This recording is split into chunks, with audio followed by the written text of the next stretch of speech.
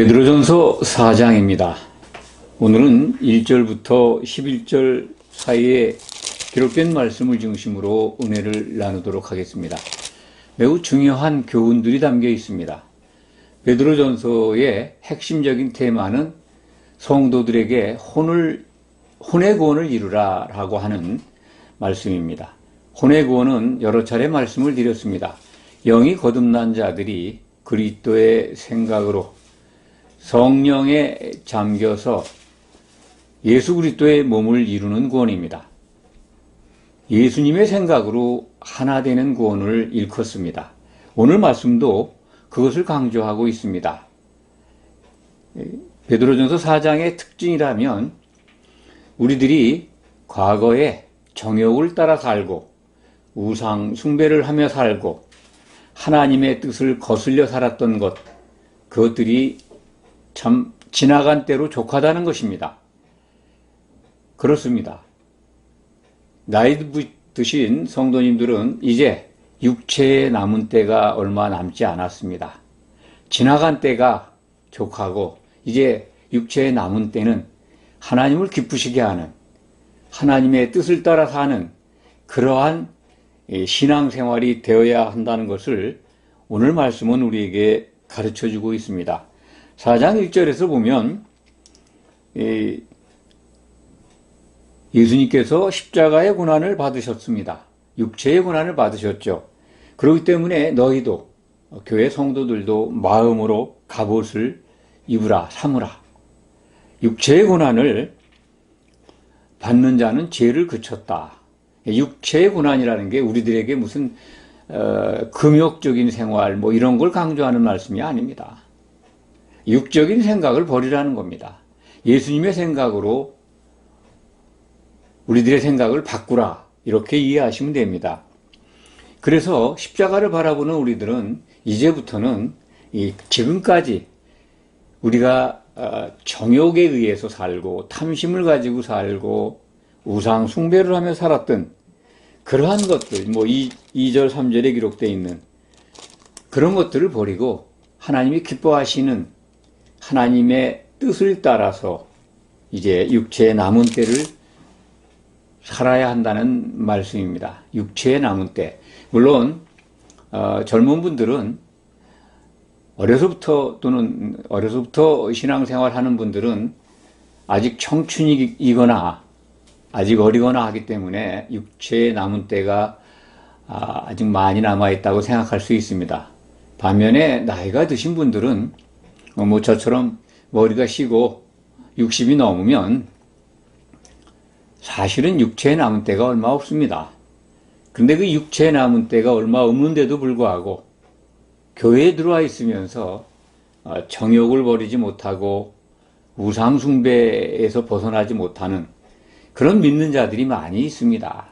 이런 것들이 실질적으로 현실 생활에서 우상을 숭배하고 다른 신을 섬기고 그런 거를 지칭하는 말씀은 아닙니다. 이 성경에서 우상 숭배라고 하는 것은 예수님 외에 다른 것들을 더 좋아한다는 뜻입니다. 물론 아주 노골적으로 무당을 찾아다니고 점도 보고 다른 종교에도 기웃거리는 그래서 하나님을 믿는 건지 우상을 믿는 건지 모르는 이중적인 신앙생활을 하는 사람들도 있습니다만 대개 교회에 들어와 있는 영이 거듭난 성도들은 그렇지 않다고 봅니다. 다만 신약 성경에서 말씀하는 우상 숭배는 예수님이 다시 오시는 것을 기뻐하면서 그것을 준비하기보다는 세상에 있는 것들, 세상에 좋은 것들을 더 추구한다는 말씀입니다. 한마디로 말씀드려서 하나님이 기뻐하시는, 정말 하나님이 바라시는 하나님의 뜻대로 살지를 않고 세상에 좋은 것을 더 쫓아가면서 탐심을 가지고 산다는 그러한 것들을 버려야 된다는 말씀입니다. 그래서 오늘 말씀을 보면 3절의 맨 마지막 절이 참 문장적으로 멋있는 문장입니다. 지나간 때가 족하다. 참 문학적인 표현이 될 수도 있고 또 어떻게 보면 우리들의 마음에 정곡을 찌르는 말일 수도 있습니다. 그렇습니다. 우리가 말씀을 듣고 신앙생활 한다고 하면서도 탐심을 버리지 못하고 세상의 좋은 것들, 또 내가 즐겨하는 것들, 그런 걸 버리지 못하고 살아온 것들, 하나님이 기뻐하시는 것을 바라보는 것, 사실은 생각 속에서 우리가 따라가려면 고난이 있습니다. 내가 수십 년 동안 지켜왔던 것들을 버리려니 얼마나 아프겠습니까? 그것이 좋았다고 생각을 하고 그것을 추구하며 살아왔는데 하나님이 기뻐하시는 것을 살펴보니까 내게서 버릴 것이 너무 많습니다. 그런 걸 떼어내려니까 매우 고통스럽습니다. 그런 과정이 필요합니다. 그런데 하나님은 그러한 우리 중심의 생각들을 떨어버리는 길을 제시해 주셨습니다. 그것은 우리가 성령의 도우심을 받으면 됩니다. 교회에 부어주시는 성령은 우리의 연약함을 다 아시고 우리를 위해서 보혜사로서 우리를 변호해 주시고 우리에게 은사를 주셔서 하나님의 뜻대로 살도록 인도하십니다. 그렇기 때문에 우리가 지나간 때가 족한 것을 깨닫고 하나님이 기뻐하시는 것, 정말 기뻐하시는 것이 뭔가를 깨닫고 그것을 향해 나간다면 하나님께서는 성령의 충만함을 통해서 우리로 하여금 그것을 이루어가게 하실 겁니다. 그것을 믿으시기 바랍니다. 이렇게 성도가 교회에 들어와서 하나님이 기뻐하시는 것을 발견한 다음에 그걸 따라가면 과거에 신앙생활을 안 할 때나 또 신앙생활 하면서도 교회 밖에 있는 사람들하고 어울리면서 그들과 같이 정욕에 취하고 술에 취하고 우상숭배에 취했던 생활, 그걸 함께 누렸던 사람들이 비방을 한다는 겁니다. 그렇게 같이 살다가 갑자기 하나님이 기뻐하시는 것, 그것을 위해서 자기들과 보조를 맞추지 않고 구별된 삶을 사니까 그들이 비방한다라는 것을 이상히 여기지 말아라. 여기서 이제 4절 한번 읽어드릴까요? 이러므로 너희가 그들과 함께 그런 극한 방탕에 다름질하지 아니하는 것을 그들이 이상히 여겨 비방을 한다 이럽니다. 비방하더라도 그거 염려하지 말아라. 정말 성별된 삶을 살아라. 그래서 혼의 구원을 이루라는 거죠. 혼의 구원을 이루는데 세상 속에서 만난 사람들과의 격리나 헤어짐도 불가피합니다. 인간적인 관계에서 친구로서의 사람들과의 관계에서의 관계는 남아있지만 성도로서의 관계는 이룰 수가 없습니다. 그런 아픔 필수 불가결한 겁니다. 그것을 고통스러워하지 마시기 바랍니다. 오늘 5절 말씀이 그렇게 구별된 삶을 살려고 노력하는 성도들에게 비방하는 자들, 믿지 않는 자들이지만 그들 산자와 죽은 자를 심판하기로 예비하신 이에게 다 심문을 받는다는 겁니다. 그들이 한 말로 심판을 받을 겁니다. 성도들을 비난한 교회 밖에 있는 사람들 심판에 대해서 말씀을 드리면 믿는 자들이 먼저 예수님이 오실 때 심판을 받습니다. 그것을 그리스도의 심판대라고 합니다. 그 믿지 않는 자들은 천년왕국이 지난 다음에 마지막 백보자 심판이라고 하죠. 그 심판대 앞에 서게 됩니다. 그때 믿지 않는 자들이 다 법정에 서게 됩니다. 계시록 20장에 기록된 말씀을 보면 음부에 있는 자들, 사망 가운데 있는 자들, 또 바다에 있는 자들 다 나옵니다. 거기서 생명책에 이름이 있는 자들만 구원을 받습니다. 그야말로 부끄러운 구원이죠. 새 예루살렘 도성에 들어가는 구원입니다. 성도들은 어디 있습니까? 그 도성에 기둥이 되어 있습니다. 성곽을 이루고 있습니다. 심판받는 자리가 아니라 백보자 심판 때에서는 성도들이 그 믿지 아니했던 자들을 심판합니다. 그런데 그리스도의 심판 때에서는 심판관은 사도들입니다.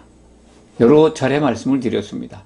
사도들에게 약속하신 마태복음 19장 28절에 기록된 그리스도의 심판 때에서의 심판관들, 그들은 이미 확정되어 있습니다.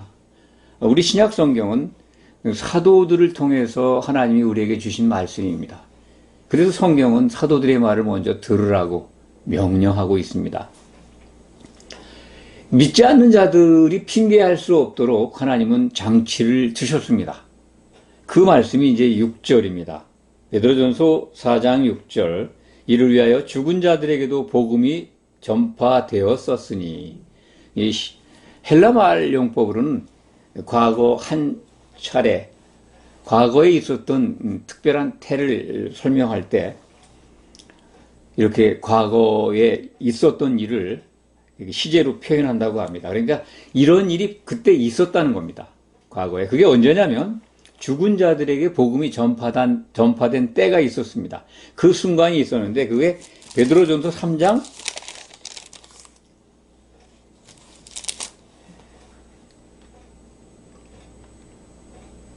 19절에 기록되어 있는 말씀입니다. 베드로전서 3장 19절 읽어드리겠습니다. 그가 또한 영으로 가서 옥에 있는 영들에게 선포하시니라. 그는 십자가에서 죽임을 당하시고 영으로 살림을 받으신 예수 그리스도심이나 6월절 어린 양으로 죽으신 예수님이 무덤에 계실 때 영은 옥에 있는 영들에게 복음을 전하셨습니다. 누룩이 없는 거죠. 복음이라고 하는 건 사람의 교훈이 안 들어간, 사람의 말이 섞이지 않은 정말 흠이 없는 복음, 예수님만이 가지신 복음을 그 옥에 있는 영들에게 전했는데, 그때 옥에 있는 사람들이 누구냐?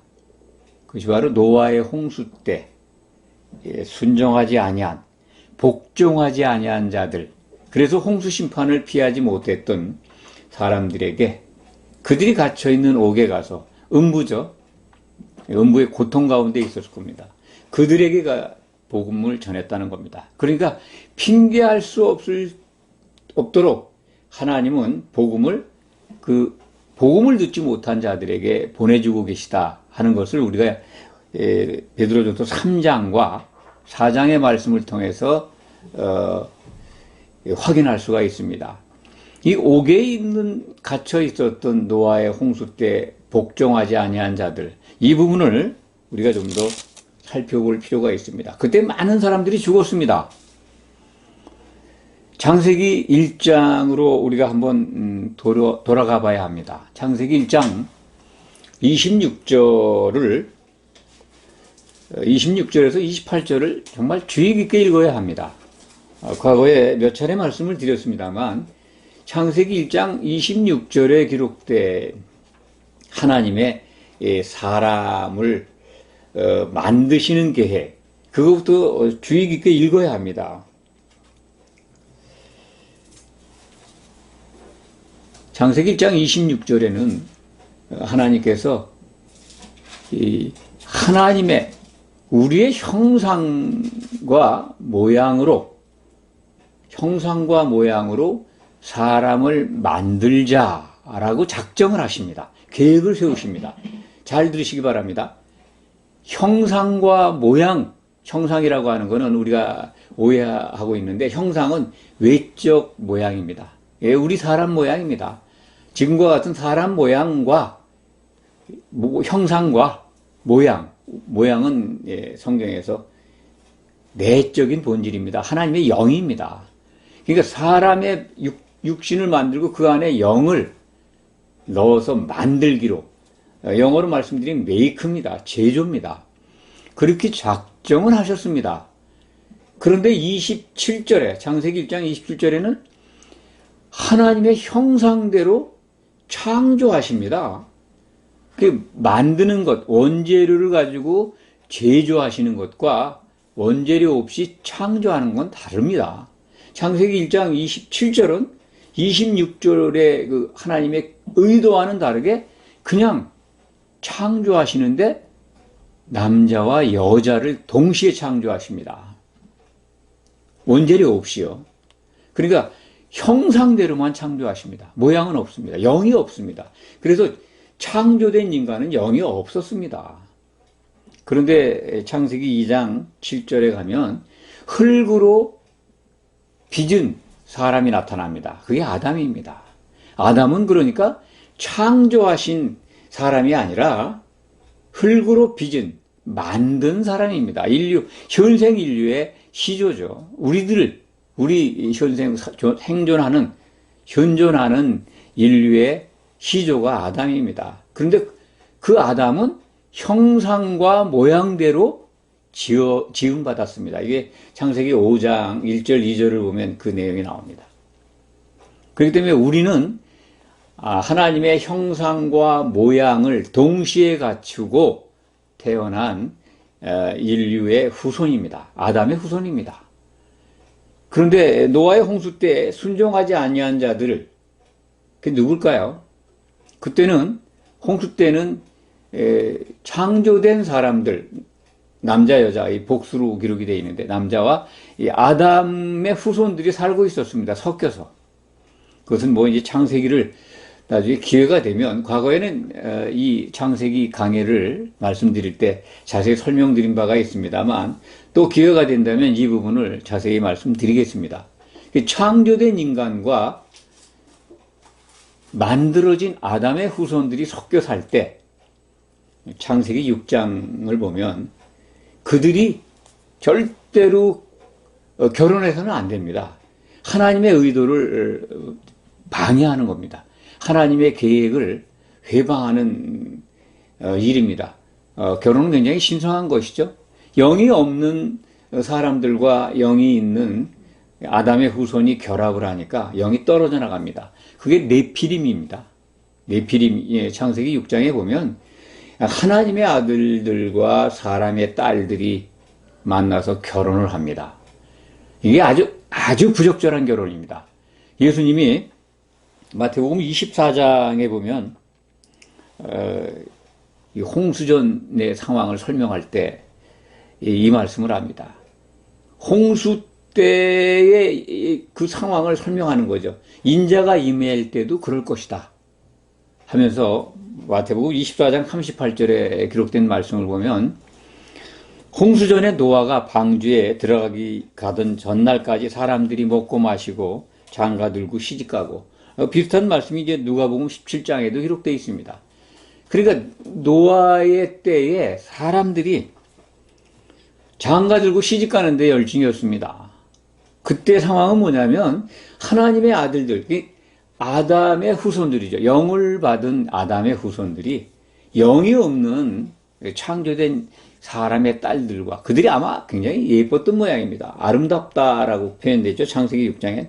그들과 교합해서 네피림이 태어나는 겁니다. 그래서 사람들이, 영을 가진 사람들이 육신이 돼버려요. 그 사람이 육신이 되는 걸 한탄하십니다. 창세기 6장 1절부터 쭉 한번 잘 읽어보시기 바랍니다. 왜 홍수 심판을 계획하시고 실행하셨는가? 하나님은 영이 있는 아담의 후손들을 구원해서 하나님의 아들들 삼으려고 작정을 하셨는데, 그 하나님의 아들들 후보들이 아주 본질적인 자격인 영이 떨어져 나가는 겁니다. 영이 없는 네피림이 나타나가지고, 거인으로 나타나가지고 여호와 앞에 아주 유명한 사냥꾼인 니므롯 같은 사람들이 나타나는 거죠. 홍수 후에 등장하는 니므롯입니다만 하나님을 대적하는 자였죠. 뭐 그와 좀 직접적인 관련은 없습니다. 인류의 타락 과정에서 처음으로 하나님께 대적한 자가 나타나는 게 이제 창세기 기록되어 있는데, 그게 니므롯이라는 아주 그 강력한 군주가 나타나서 하나님을 대적하게 됩니다. 이것도 또한 창세기가 우리에게 보여주는 하나님을 대적하는, 하나님의 계획을 회방하는 것들에 나타나는 일화지만은, 오늘 말씀에 영이 없는 자들과 영을 가지고 태어난 아담의 후손들이 교합을 해서, 결혼을 해서 하나님의 계획을 방해했기 때문에 홍수 심판이 일어났다. 홍수 심판이 실행된 겁니다. 오늘 말씀을 보면은 그때 복음을 못 들고 홍수에 죽었습니다. 아담의 후손들입니다. 그러니까 영이 없는 창조된 인간들에게 복음을 전했다는 말씀이 아닙니다. 그들은 뭐 혼밖에 없는 짐승과 같은 사람들이기 때문에 홍수 심판으로 다 끝났습니다. 영이 없는 다른 종류의 사람들은.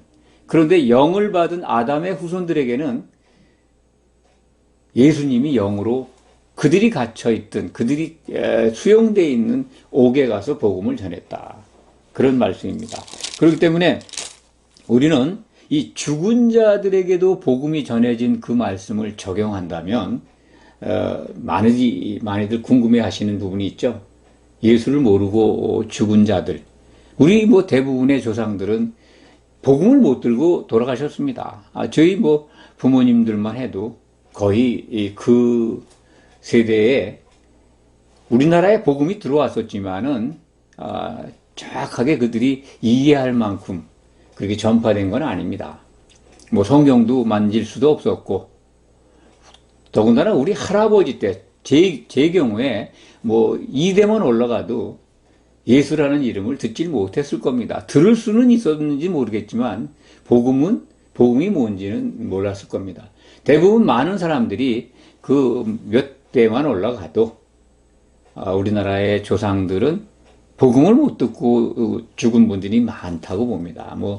당시에는 통신시설이나 교통이 발달되지 않았기 때문에 전달 속도도 복음이 전해지는 그 경로라든지 또는 매체라든지 그런 것들이 아주 열악했기 때문에 들을 기회가 없었을 겁니다. 예수를 모르고 죽은, 복음을 못 듣고 죽은 조상들, 그거에 대한 궁금이 많이 있습니다. 그들은 그럴 기회가 있었다면 모르지만 기회조차도 받지 못한 분들이 많습니다. 더군다나 조선시대, 고려시대로 올라가면은 그 당시에 무슨 복음이 있었겠습니까?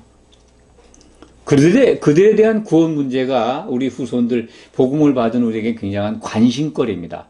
그런데 오늘 말씀을 적용하면 이 죽은 자들에게도 복음이 전파된 그 적이 있습니다. 제가 말씀드린 겁니다. 노아의 홍수 때 영을 가진 아담의 후손들이 죽임을 당했는데, 홍수로 죽었는데 그들에게 복음이 전달된 겁니다.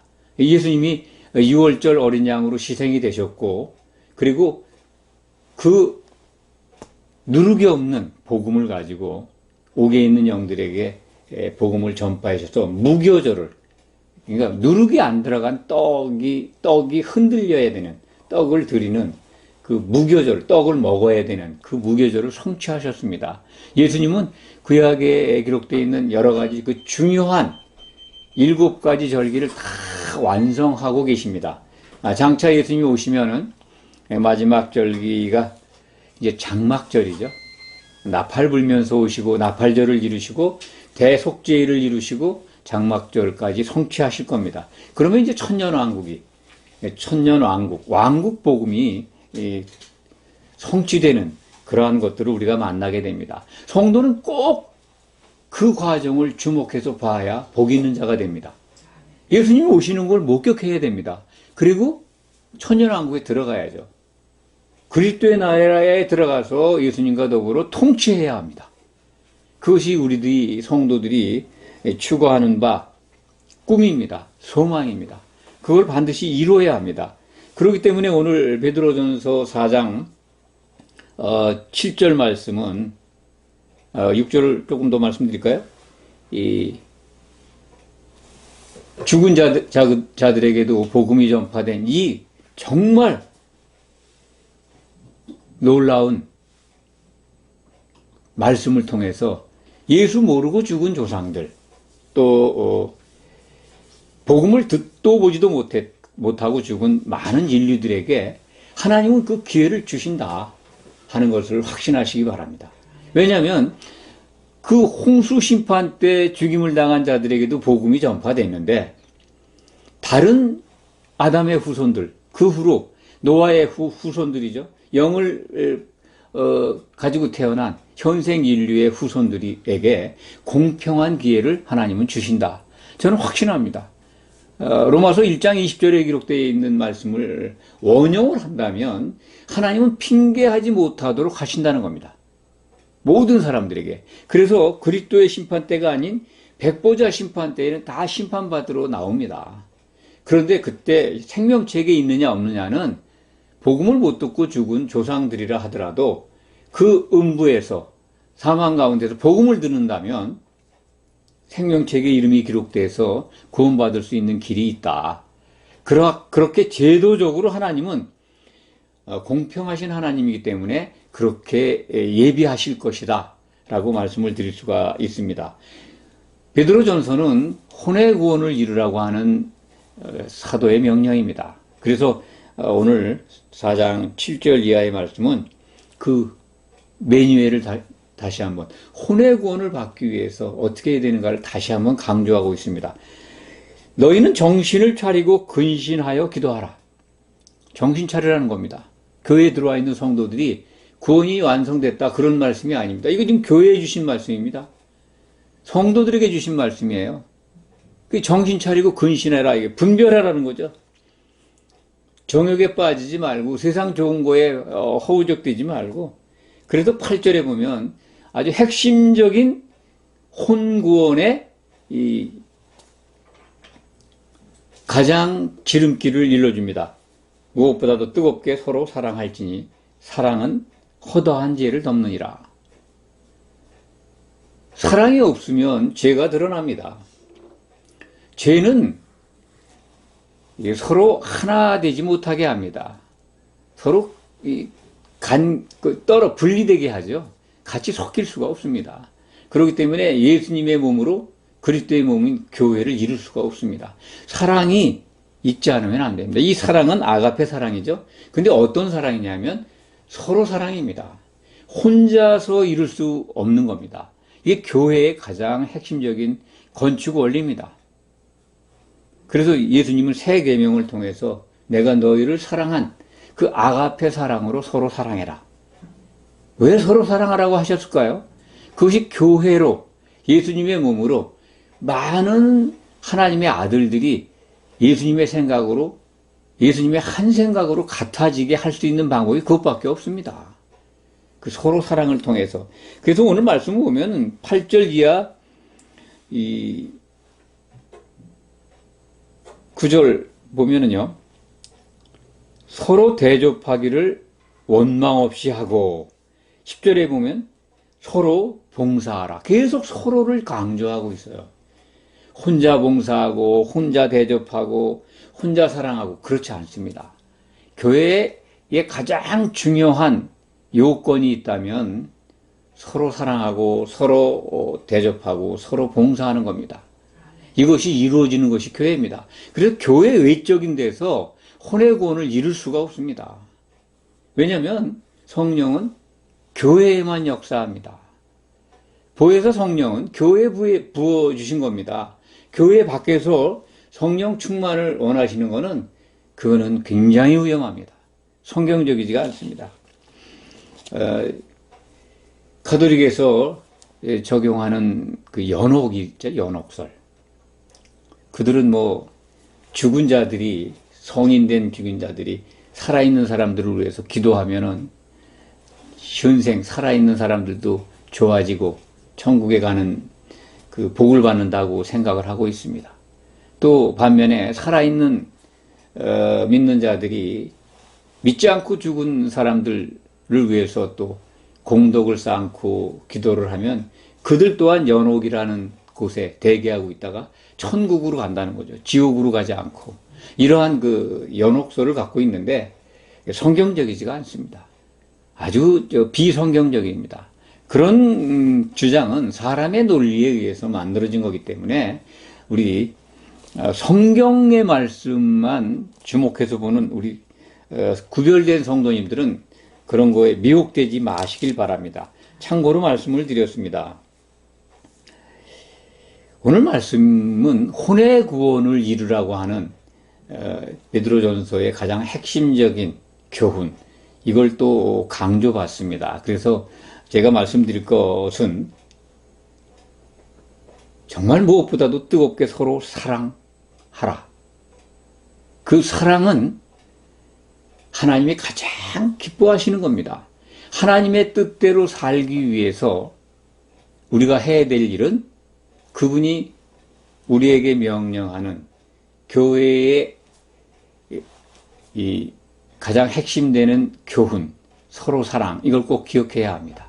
그래야 혼의 구원을 이룰 수가 있습니다. 그러니까 오늘 오전이 아니라 앞서 말씀드린 그 내용들을 보면 지나간 때가 족하다.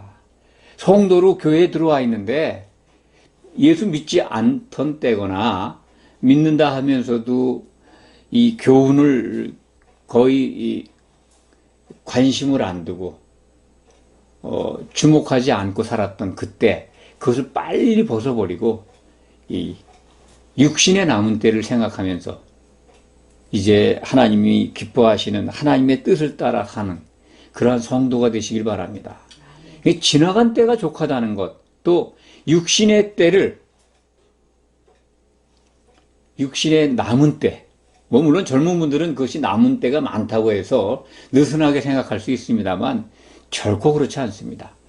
복음을 들은 그 후부터는 이제 남은 시간을 하나님이 기뻐하시는 뜻을 따라 살아야 합니다. 이것이 오늘 우리에게 주시는 메시지의 핵심입니다. 육체의 남은 때를 하나님이 기뻐하시는 그 뜻을 따라 살길 바랍니다. 그래야 혼의 구원을 받습니다. 기도하겠습니다.